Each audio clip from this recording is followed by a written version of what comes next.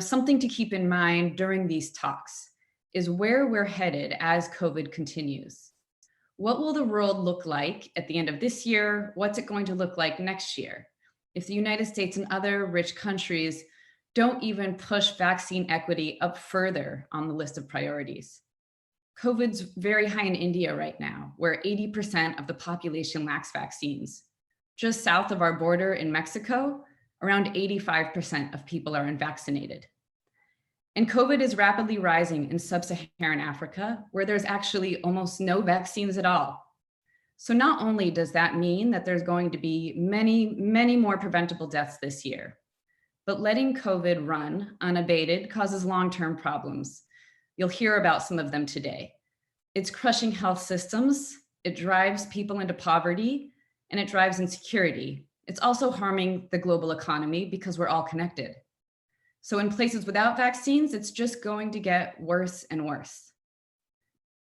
Plus, there's the threat of a new variant arising that's more deadly or that resists the vaccines we have today. That grows literally more likely every single day.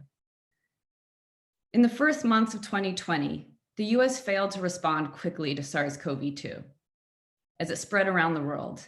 And I fear that we're doing the same thing right now. It's like watching a slow-moving train wreck while we let this virus spread and evolve, despite having developed these remarkable scientific tools to stop it. So I'm honored to present today 3 speakers who are going to give you important details.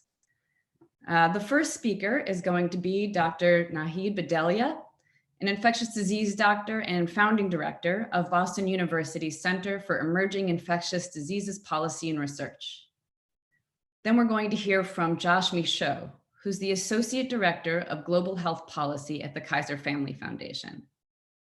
And then finally, Musoka Fala, who's the president of Refuge Place International. He's also the former head of Liberia's Public Health Institute, and he helped lead the Ebola response during one of the world's largest outbreaks. So without further ado, let me turn things over to Dr. Nahid Bhadelia.